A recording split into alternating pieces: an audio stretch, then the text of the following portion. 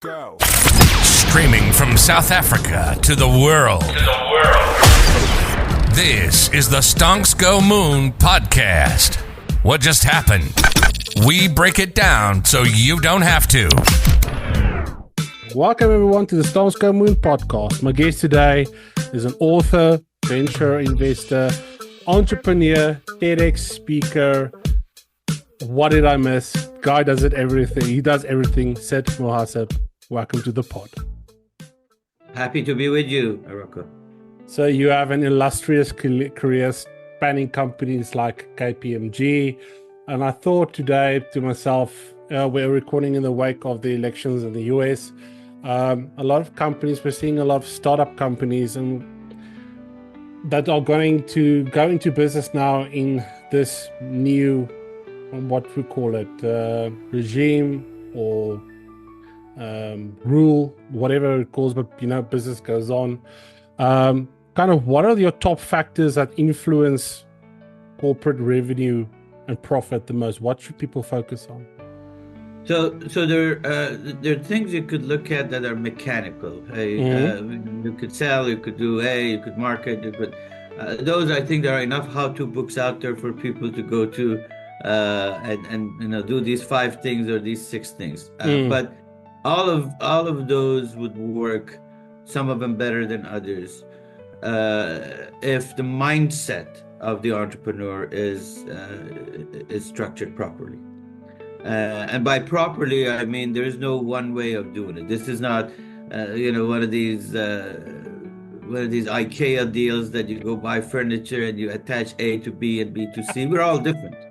Yeah. So there's been 110 billion people on the planet so far. We have 8. There's been 110 billion people on the planet, and they've all been unique and different. Yes. So the first, I think, element of success is to realize who we are and build what I call our own entrepreneurial philosophy, based on this fact that we have something, all of us do. Some of us have talent, some of us have time, some of us have products, and we are exchanging that all the time because it's in our nature, it's in our genes, with something better. And we decide what that better is. It could be money, it could be happiness, or it could be good retirement, or it could be solving poverty and being philanthropic. We all exchange what we have with something better. The key is to realize that there is risk. That what we want is not necessarily going to be what we're going to get. Yes, because entrepreneurship is very hard. I often think that it's glorified in a sense, that people say, I want to be my own boss. I want to work for myself. I want to do everything on my time, when in reality, not everyone can be an entrepreneur. Working in 9 to 5 isn't necessarily that bad. And if you're an entrepreneur, it's basically 24/7. It's your chief everything officer. So Rocco, I want to adjust that perspective, because that's a common perspective that entrepreneurship is hard. Oh, the entrepreneurs are bored.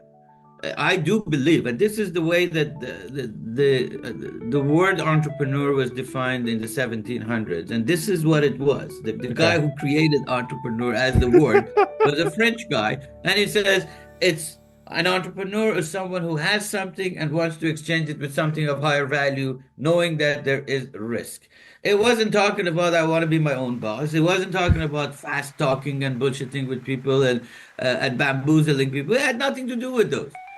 So the thing is, though, we have changed this definition now into this, the key is we're all entrepreneurs. If you are able to make it, but we don't know it. Yes. That's the thing. If you can make a decision in your life, that means you have something and you exchange it with something better. You made a choice of working 9 to 5 because you thought that I'm going to get X dollars and this is going to be paying for my children's education, or I want to be having a home that's safer without much turbulence in it. And somebody else decides that, hey, I have something, it's my talent, I'm going to use that talent and create a product, and then I'm going to sell that, and then I'm going to exchange it with something of higher value because money brings me happiness. Mm. So we define satisfaction, we define happiness, we define what that outcome is. If we realize that we have the choice, if we realize that we're all entrepreneur, then it's not hard because we are who we are. And it's what do we give in exchange of what we have, depending on the level of risk we're willing to take. Makes sense.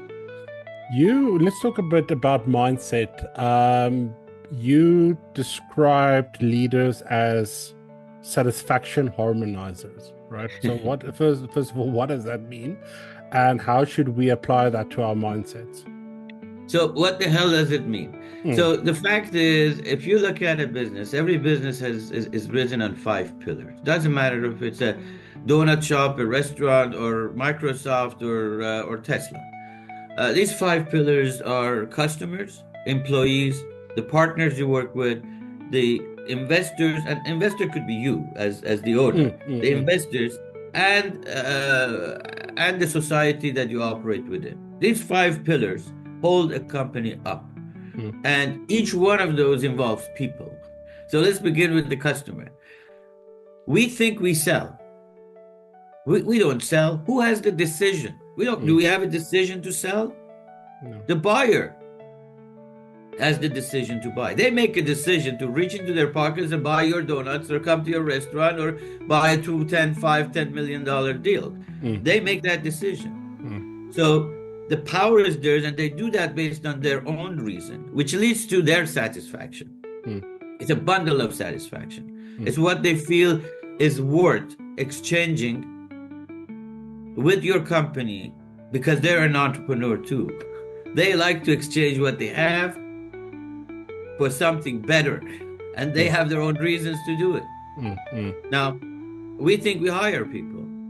Well, we think we give them a job description and say, hey, here's what you do. This is my expectation of productivity. But they decide in their mind, do they turn it off at 5 o'clock in the afternoon? Or do they think about your business at 2 o'clock? They define how much productivity they bring to the table, how much creativity they bring to the table. They decide, they take the job because, I don't have enough money, I got to pay for the rent. So what the heck, this job is too close, that job is too far, I can work from home, I can be close to my kids, there's 1,000 reasons people make decisions. Yes. But it is their decision. The same thing goes with partners that work with you, the same thing with investors. There are people on the other side, and every one of them have a set of reasoning, and they get satisfied, and that's why they make you revenue. And that's why they lead you to profits. Because they bring productivity, they bring investments, they bring the decision to buy. So the leader here turns into the individual that has to orchestrate all of these always changing satisfaction parameters, all of these reasons that are always changing. These are the people that buy from you today are not the same people as a month ago or a year ago. They're different. Is that encapsulated in what you call the evolving business model? Yes, the evolving business model, which leads to also an evolving system of measurement and system of evaluation. We today have been pushed by the Wall Street because they want to have a set of metrics and say, your inventory ratio is this, you're this. Those are after the fact. They don't measure your strategy. They just measure the outcome. Well, it's good for them to say that if you did well or you didn't do well. But if you want to have a good business, you have to measure the strategy. You have to measure how that direction is moving, and you adjust and you evolve as you see, not pivoting, because pivoting means you hit a wall and then you pivot. It's like a dancer figuring out the timing of things so that you can move it in one direction or another direction. So those ideas of I have a strategy and it's for 10 years and this is who I am forever is obsolete. Things are moving too fast. People are moving too fast. Their reasonings are changing all the time. So you have to evolve. You have to stay relevant. And to stay relevant, you have to be able to manage, orchestrate, optimize, coordinate, harmonize all of these different factors that are moving in the business. How do you know that you're moving in the right direction? Like, let's say you do something that, okay, I notice I can't be stagnant, right? And I have to do something, but also there's that fear of doing the wrong thing, and then that wrong thing being catastrophic. So that's a very good point. The point is, it's about centered around fear. Yes. So if I think Adam Grant did a book and he did some studies about this idea of fear, and he asked all these people, wealthy people, known entrepreneurs, whatever, what is it that you're afraid of? And most of them said, I'm afraid of not doing something, not of doing something. I'm afraid that I'm stagnant and I'm not growing and I've left opportunities ahead of me. I'm afraid that I could have changed what I have with something better, and I did not. And I did not. Well, somebody asked me the other day, what is the definition of success? Well, how do I define success?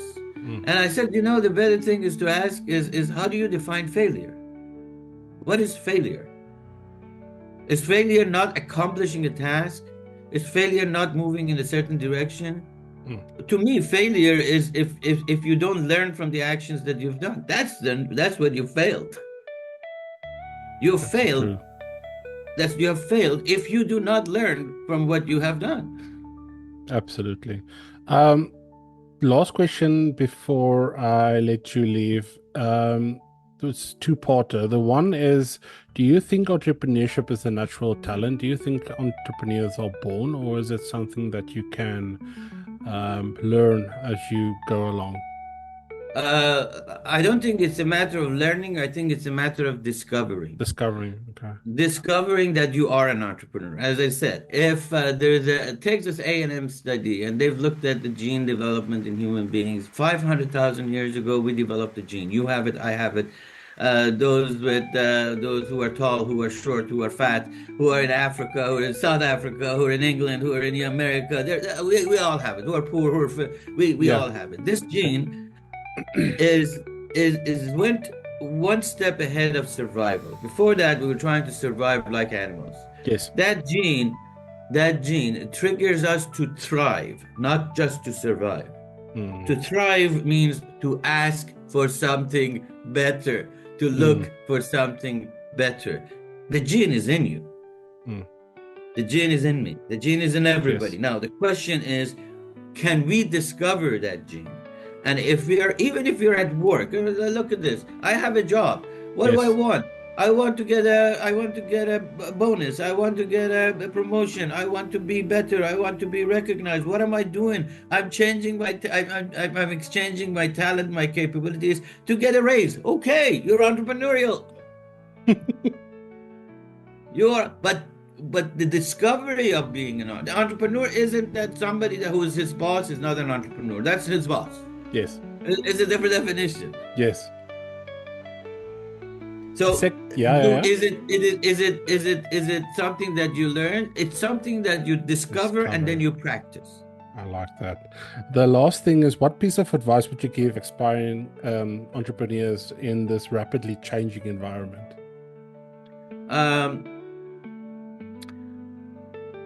One piece of it, there's 1,000 things to talk about. But let me give you one that I think is at the core of almost every success. And what I mean by success is whether it's in your business, whether it's in your family life, whether it's you're a game player, whether you're whatever you are. Your success, your progress, your satisfaction depends on decisions you make. Those decisions are driven by the knowledge and the analysis that you perform in your mind. You put the pieces together and you make the best decisions that you can. It may be the wrong decision, but it's the best decision at the time that we each can take. The fact is, 50% of people get divorced, but all of them looked at their situation and nobody went in and said, I want to screw up my life. No, they analyzed it. They looked at the facts. Now, here's the thing. So we can make a bad decision. So in order to improve our decision, which would be the foundation of growth in every dimension that you look, we have to listen. People don't listen. it's not hear or listen. It's not, listening is not in order to respond to something. Whenever you listen to the market, you listen to people, you listen to the news, you listen to the conditions of the market, you listen to your customers, you listen to your employees, you learn something new. This is extremely selfish. This is not that I'm emotionally intelligent and I talk to people and I'm very very open. That's not what I'm saying. What I'm saying is, if you listen, you learn more. If you learn more, your decisions are improved. Your decisions are improved, and it is those decisions that will get you to a better position. You will do a better exchange. You will navigate risk better. I had a college professor that told me, you can't learn when you're talking. And that's something that always sticks with me. It's absolutely true. So thank you so much for joining me today. If the listeners want to go and connect with you, where can they do that? The best place is sid@mohasseb.com, which is my my email address, and we're just launching Rocco in a couple of months.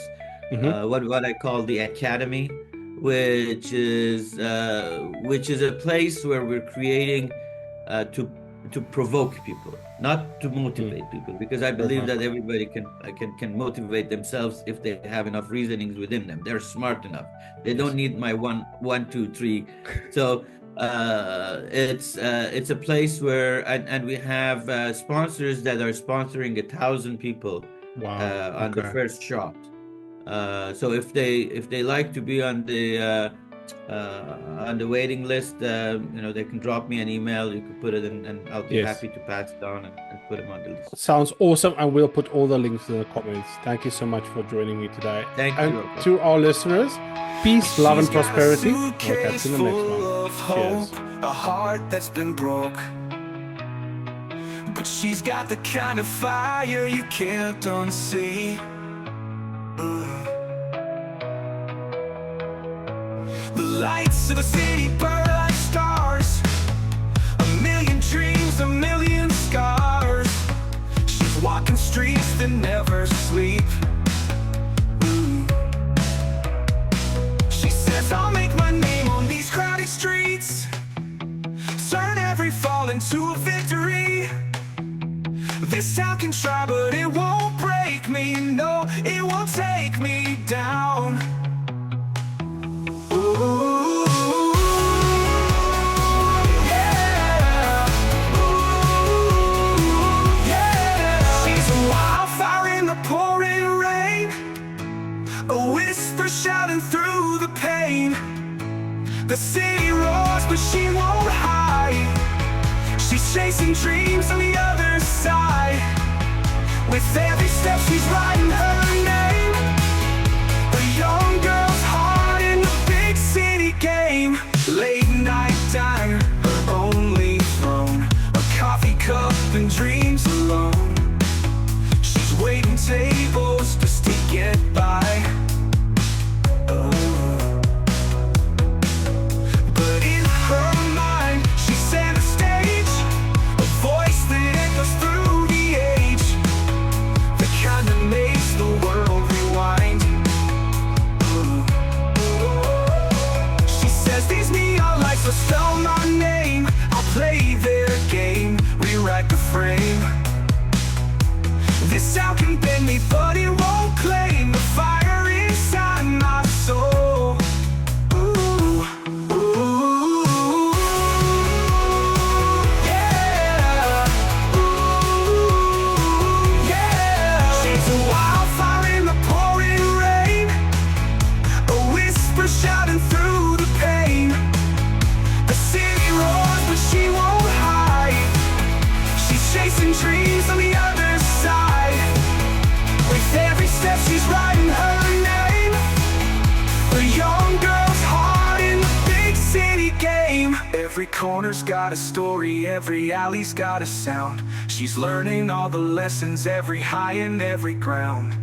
The stars look different from this side of the fight, but she's burning brighter than the Broadway lights. Ooh, yeah. She's a wildfire in the pouring rain,